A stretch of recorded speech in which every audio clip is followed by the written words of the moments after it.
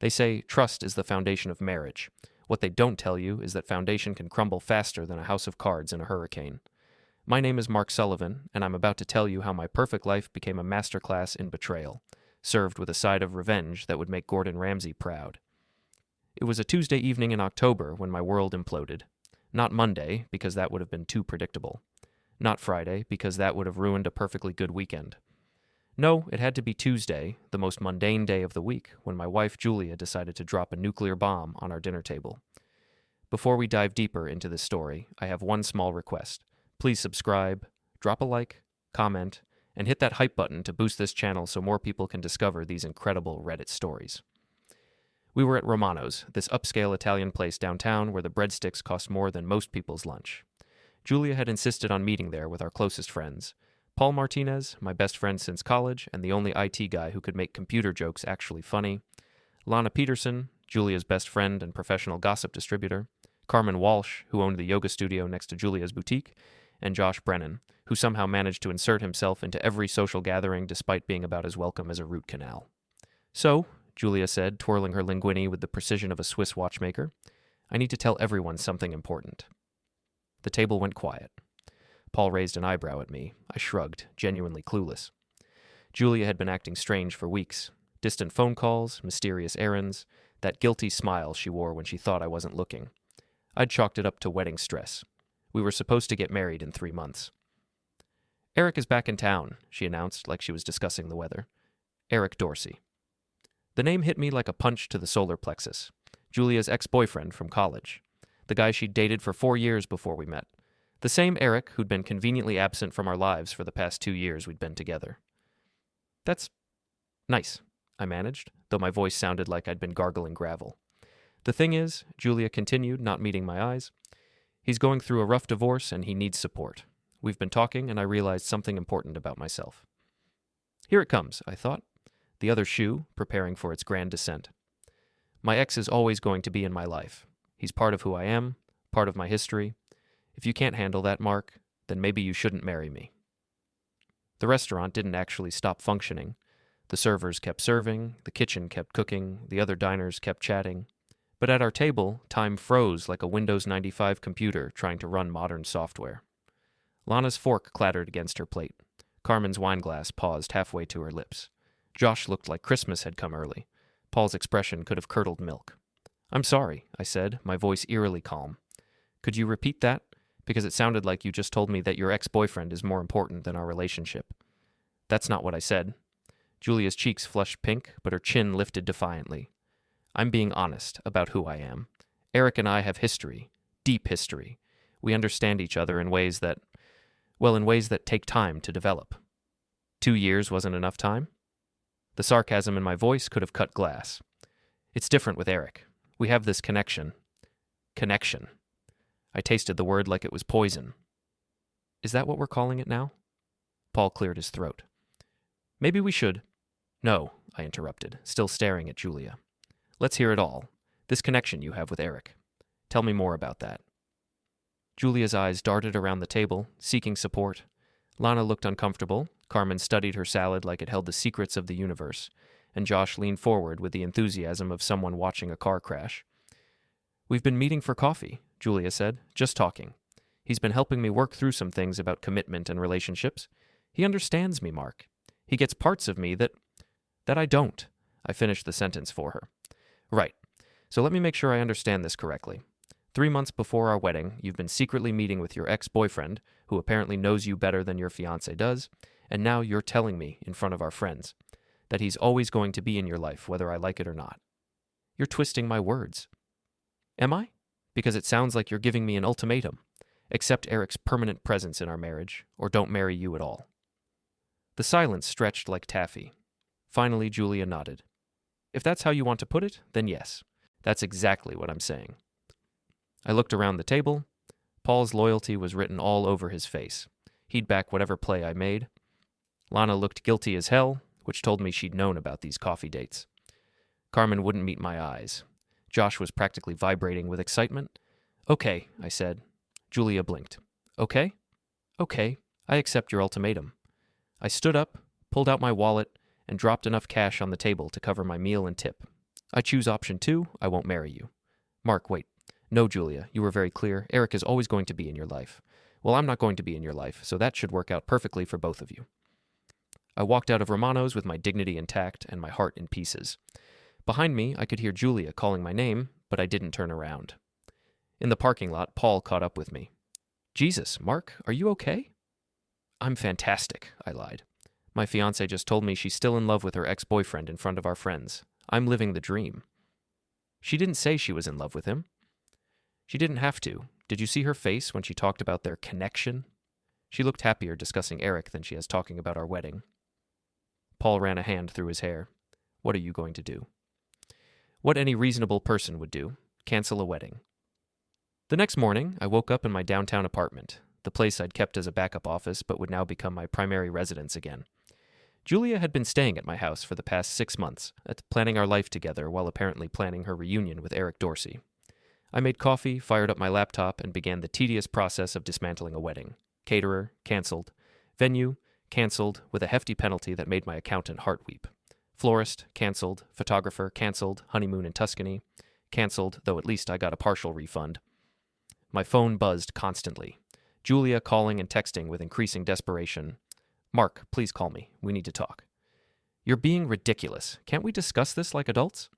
I never said I didn't love you. Eric is just a friend. Please don't do anything rash. The wedding is in 3 months. I blocked her number. Then I blocked her on social media. Then I blocked her email address. If Julia wanted Eric in her life forever, she could explain to him why her fiancé had vanished like a magician's assistant. Paul showed up around noon with Chinese takeout and beer. So, he said, settling onto my couch, I take it you're serious about this. Absolutely serious. You should have seen Lana's face last night. She knew about the coffee dates. Probably knew about a lot more than coffee dates. You think they're sleeping together? I think Julia wouldn't have made that speech unless she was already emotionally checked out of our relationship. Whether they're sleeping together is just a matter of timing. Paul cracked open a beer. For what it's worth, I think you did the right thing. That was some next-level disrespectful behavior. The thing that hurts me is how she did it. Not in private, not in a conversation where we could work through it. She ambushed me in front of our friends, like she wanted witnesses to her ultimatum. Maybe she thought public pressure would make you fold. Well, she thought wrong. I took a long pull of beer. I'm done being the understanding boyfriend who accepts whatever scraps of attention she throws my way.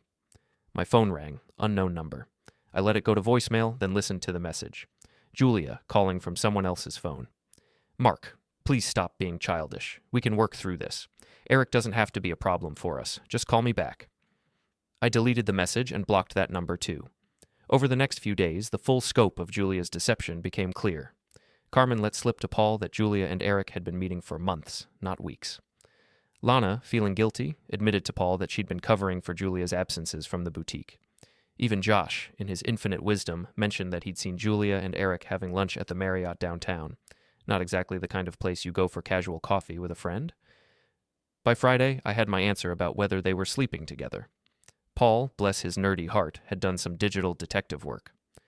I didn't hack anything, he assured me as we sat in my apartment. But Julia's Instagram location services are still on, and she's been checking in at the Marriott a lot, like 3 times a week for the past month.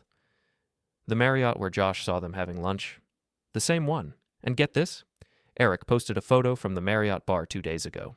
Same day Julia was supposedly at a boutique owners conference. I stared at Paul's laptop screen, looking at Eric's Instagram. He was exactly what I'd expected. Tall, dark hair, perfect teeth, the kind of guy who probably called women babe unironically. His bio read, entrepreneur, adventurer, living my best life. Living his best life with my fiancée, I muttered. Ex-fiancée, Paul corrected. And honestly, looking at this guy's social media, you dodged a bullet. He posts gym selfies with motivational quotes. Last week he shared a meme about alpha males. Despite everything, I laughed. Julia left me for a guy who posts alpha male memes? Apparently, though to be fair, she didn't exactly leave you. She tried to keep both of you. That sobered me up quickly. Right, she wanted her cake and eat it too. Well, she can have Eric and his alpha male wisdom. I'm out. But even as I said it, I felt something darker growing in my chest. Not just hurt or disappointment, anger. Pure, cold anger at being played for a fool, at being humiliated in front of our friends, at having 2 years of my life treated like they were disposable. Julia wanted Eric in her life forever? Fine. But she was about to learn that actions have consequences, and some bridges, once burned, can never be rebuilt. Sunday morning brought an unexpected visitor. I was reading the paper and drinking coffee when someone knocked on my door. Through the peephole, I saw Lana Peterson shifting nervously from foot to foot. "What do you want, Lana?" I asked through the door. "Please, Mark, just let me talk to you for 5 minutes." Against my better judgment, I opened the door. Lana looked like she hadn't slept in days. Her usually perfect blonde hair was pulled back in a messy ponytail, and she wore sweatpants, something I'd never seen in the 3 years I'd known her. "Julia sent you?" I said. It wasn't a question. "No." "Well, yes, but I wanted to come anyway. Mark, you have to understand." "I don't have to understand anything. Come in or don't, but make it quick." She followed me into the living room but remained standing. Julia made a mistake. She knows that now. She's been crying for 4 days straight. Crocodile tears. No, real tears. She loves you, Mark. She got confused when Eric came back. He was going through his divorce, and he needed someone to talk to, and old feelings got stirred up. Old feelings? I set down my coffee cup. Is that what we're calling adultery now? Lana's face flushed. It wasn't what? Wasn't an affair? Because meeting your ex-boyfriend at hotels 3 times a week sounds pretty affairish to me. How did you? Never mind. Look, maybe they got carried away, but it doesn't mean she doesn't love you. She wants to make this right. By doing what? Promising to only see Eric twice a week instead of 3 times? By ending it with Eric. She's ready to cut contact with him completely if you'll just talk to her. I studied Lana's face. She was lying, or at least not telling the whole truth. There was something in her expression, a guilty knowledge she was trying to hide. What aren't you telling me, Lana? Nothing. What aren't you telling me? She crumbled like a stale cookie. She's supposed to meet him tomorrow, at the boutique. She was going to break up she was going to end their friendship. Break up with him, I repeated. So they were together. Officially together. It wasn't like that. Get out. Mark, please. Get out of my apartment, Lana, and tell Julia that if she wants to end things with Eric, that's between them. It has nothing to do with me anymore. After Lana left, I sat in my chair and thought. Julia was meeting Eric tomorrow at the boutique to break up with him, which meant they'd been more than friends, more than coffee companions. They'd been having a full-blown relationship while she planned a wedding with me. The anger I'd been nursing for days crystallized into something harder and colder. Julia had made her choice when she decided to cheat. She'd made her choice when she humiliated me in public. Now I was going to make mine. I called Paul. "I need a favor," I told him. "A big one." "Name it." "How good are you with audio equipment?" Monday evening, I parked across the street from Julia's boutique. The shop was called Bella Vita, Beautiful Life in Italian. The irony wasn't lost on me. Through the large front windows, I could see Julia and Eric inside. She was crying. He was gesturing animatedly. It looked like a lover's quarrel, not a friendly goodbye. I had a small recording device in my jacket pocket, courtesy of Paul's electronics expertise. I also had a plan. I waited until Eric stormed out of the boutique, his face dark with anger. He got into his car, a red BMW convertible, because of course it was, and sped away. Julia remained inside, crying into her hands. I crossed the street and tried the door. Locked. I knocked. Julia looked up, saw me, and her face went through about 6 different emotions in 2 seconds. Hope, fear, guilt, desperation, and finally, resignation. She unlocked the door. "Mark, I didn't expect to see you." "I bet you didn't. Rough conversation with Eric?" Her face crumpled. "How did you—" "Never mind. Yes, it was awful. He's angry that I want to end things. He said I was making a mistake, that we belonged together." "And what do you think?" "I think I've been an idiot. I think I threw away the best thing in my life for a fantasy that was never real." I stepped into the boutique, noting the romantic setup. Candles, wine glasses, a small table with takeout containers. "Looks like you two were having quite the farewell dinner." It wasn't supposed to be romantic. I just wanted to let him down easy. "With wine and candles. Mark, please. I know I screwed up. I know I hurt you. But I want to fix this. I want to fix us." I pulled out my phone and showed her the recording app. "Tell me about the affair, Julia. All of it. When it started, how long it's been going on, what you told Eric about me." "What? Why would you—" "Because I want the truth. The whole truth. And I want it on record." "I'm not going to—" Then we have nothing to discuss. I turned toward the door. Wait. Her voice was small, defeated. What do you want to know? Everything. And she told me everything. How Eric had contacted her 6 months ago, right after we got engaged. How they'd started meeting for coffee, then lunch, then dinner. How the emotional affair had turned physical 2 months ago. How she'd been planning to leave me after the wedding, after I'd paid for everything and been publicly humiliated. I never meant for it to go this far, she said, tears streaming down her face. Eric made me feel young again, like the person I used to be before responsibilities and mortgages and adult life. And what did I make you feel like? Safe, secure, but not excited. So you decided to have your excitement on the side while keeping your security as backup. That's a horrible way to put it, but accurate. She didn't deny it. I had everything I needed. Julia's confession, her admission of the timeline, her plan to leave me after the wedding, but I wasn't done. One more question, I said. How many of our friends knew? What? Lana knew. Carmen suspected. Who else was in on it? Julia's silence was answer enough. All of them, I said. Our entire social circle knew you were cheating on me and nobody said a word. They were trying to protect you. They were protecting you. There's a difference. I walked toward the door, then stopped. Oh, and Julia, you should know that Eric didn't take the breakup well. He said some pretty nasty things about you after he left. Something about you being just another desperate housewife looking for thrills. I thought you should know what your soulmate really thinks of you. It was a lie, but the look on her face told me it was a believable one. I left Julia crying in her boutique and drove home, the recording safely stored on my phone. Phase 1 of my plan was complete. Phase 2 would be much more interesting. The next few weeks were a masterclass in social warfare. I didn't have to do much, just let the truth speak for itself. Paul helped me create a private group chat that included everyone who'd been at that disastrous dinner, plus a few other mutual friends who'd been part of the conspiracy of silence. I shared Julia's recorded confession, not the whole thing. I wasn't completely vindictive, but the key parts. Her admission of the 6-month affair, her plan to leave me after the wedding, her description of our friends as protective, of her deception. The reaction was swift and brutal. Carmen was the first to crack. She called me, sobbing, trying to explain how she'd suspected but hadn't wanted to get involved. I thought maybe I was wrong, she said. I hoped I was wrong. But you never said anything to me. I didn't want to hurt you if I was mistaken. So you let me plan a wedding to a woman who was cheating on me. That was your solution. Carmen had no answer for that. Lana tried a different approach. She showed up at my apartment again, this time angry instead of guilty. You had no right to record her, she said. That was a private conversation. In a public place of business, with the door unlocked, talking about an affair that affected my life.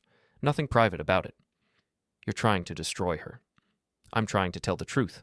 If the truth destroys her, that's on her, not me. Even Josh, surprisingly, reached out. Look, man, he said over the phone. I know I'm not your favorite person, but I wanted you to know I didn't know about the affair. I saw them at lunch once, but I figured it was just friendly. Thanks, Josh. I appreciate that. For what it's worth, I think Julia's an idiot. You're a good guy. She threw away something real for something that was never going to last. It was the most insightful thing I'd ever heard Josh say. But the real satisfaction came when Paul showed me Eric's social media activity. The guy was losing his mind. His posts had gone from alpha male motivation to bitter rants about crazy women and emotional manipulation. He'd apparently tried to get back together with his ex-wife, who'd told him to go to hell. Julia had blocked him on everything after their boutique confrontation. Looks like Eric's living his best life, Paul said dryly. Couldn't happen to a nicer guy.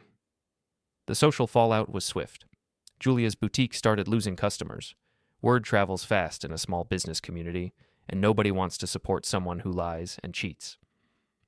Several of her suppliers found reasons to end their contracts. The yoga studio next door, Carmen's place, suddenly had scheduling conflicts that prevented Julia's customers from parking in their shared lot. Julia tried to reach out to me multiple times, using different numbers, email addresses, even showing up at my office building. I had security escort her out. This is harassment, she told the security guard, loud enough for half the lobby to hear. No, I called out from across the lobby. Harassment is what you did to me for 6 months. This is consequences. But I wasn't done. Not yet. 3 months later, what would have been our wedding day, I threw a party. Not a celebration of dodging a bullet, though that's certainly what it was. I called it a New Beginnings party and invited everyone who'd been part of our social circle. The response was interesting. Paul came, obviously. Carmen declined, claiming she was sick. Josh surprised me by showing up with a bottle of expensive whiskey and a genuine apology for not speaking up sooner. Several other friends came, including some who'd been mutual friends but had chosen sides after the recording came out. Lana showed up uninvited. "We need to talk," she said, cornering me by the kitchen. "No, we don't. Julia's in therapy. She's getting help. She knows she made mistakes." "Mistakes?" I laughed, but there was no humor in it. Lana, she had a 6-month affair, planned to leave me after I paid for our wedding, and enlisted our friends to help cover it up. Those aren't mistakes. That's a pattern of calculated deception. People change. People grow. You're right. I've grown. I've grown tired of people who think sorry erases 6 months of betrayal. She loves you. She loves the idea of me, the security I represented. But she was never in love with me, and deep down, I think I knew that. Eric just forced the issue. Lana looked around the party, at the friends laughing and talking, at the life I was rebuilding without Julia. "This is really it? You're never going to forgive her?" "Forgiveness and reconciliation are two different things, Lana. I can forgive Julia for being human, for making selfish choices, for breaking my heart, but I'm never going back to someone who treated me like a backup plan." What if Eric hadn't come back? What if she'd never cheated? It was a fair question, and I'd thought about it a lot. Then we probably would have gotten married, and I would have spent the rest of my life with someone who was settling for me, someone who saw me as safe and boring instead of exciting and passionate. That's not the marriage I want. So this is better? Being alone? I looked around my apartment, filled with friends who'd proven their loyalty at the life I was building on my own terms. Yeah, Lana, this is better. Being alone is infinitely better than being with someone who wishes she was with someone else. Lana left shortly after that conversation. I never saw her again. The party went late into the night. Paul was the last to leave, helping me clean up the empty bottles and plates. "You seem happy," he said. "Actually happy, not just putting on a show." I am happy. For the first time in months, maybe years, I'm genuinely happy. "Any regrets?" I thought about it. Just one. I regret not seeing the signs sooner. I wasted 2 years on someone who was never fully committed to me. But you learned something, right? Yeah. I learned that I'd rather be alone and respected than partnered and taken for granted. I learned that trust isn't just important in a relationship, it's everything. And I learned that sometimes the best revenge isn't getting even. It's living well. Paul grinned. Very philosophical. Also very satisfying to watch Julia's world fall apart. That wasn't revenge. That was just truth having consequences. Same result. Same result. Epilogue. 6 months later, I ran into Julia at the grocery store on a Tuesday afternoon. She looked tired, older somehow, but not unhappy. We nodded politely, the way you do with someone you used to know. "Mark," she said softly. "Julia, how are you?" "I'm okay. Good, actually. I'm seeing someone new. Someone different." "I'm glad to hear that." "Are you?" "Glad, I mean." I considered the question seriously. "Yeah, I am. I want you to be happy, Julia. I want you to find someone who makes you feel both safe and excited. You deserve that." "I'm sorry," she said, "for everything. I know it doesn't change anything, but I needed to say it." "Thank you. That means something." We stood there for a moment, two people who used to plan a life together, now strangers in a grocery store. "I heard Eric moved to California," she said. "I hadn't heard. I hope he finds what he's looking for." "Do you think—" She started, then stopped. "Never mind." "What? Do you think we could have made it work, if I'd been honest from the beginning about my feelings?" It was the question I'd been asking myself for months. Honestly? No. I think we wanted different things from a relationship. You wanted passion and excitement. I wanted partnership and stability. Neither of those is wrong, but they're not always compatible. I thought I could have both. You could have, just not with the same person, and definitely not by lying about it. She nodded, accepting the truth we'd both avoided for too long. "I should go," she said. "Take care of yourself, Julia." "You too, Mark." I watched her walk away, pushing her cart toward the produce section, and felt nothing. Not anger, not sadness, not regret. Just a quiet sense of closure. My phone buzzed. A text from Paul. "Drinks tonight? There's someone I want you to meet. Her name's Sarah. She's a teacher, and she thinks accountants are hot." I laughed and typed back, "Accountants are hot? Tell her I'll be there." As I finished my shopping, I reflected on the past year. The betrayal, the anger, the revenge that wasn't really revenge, but just truth telling its story. Julia had wanted Eric in her life forever. She'd gotten her wish in a way. He'd be part of her history forever, the man she'd chosen over stability and trust. But I'd gotten something better. I'd gotten my self-respect back. I'd learned the difference between being alone and being lonely. And I'd discovered that sometimes the best thing that can happen to you is having someone show you exactly who they are before you make the biggest mistake of your life. The X Factor, as it turned out, wasn't about Julia's past relationship with Eric. It was about both of them being my ex, and me being perfectly fine with that. I drove home to my apartment, to my quiet life, to my second chance at finding something real, and for the first time in years, I was excited about what came next.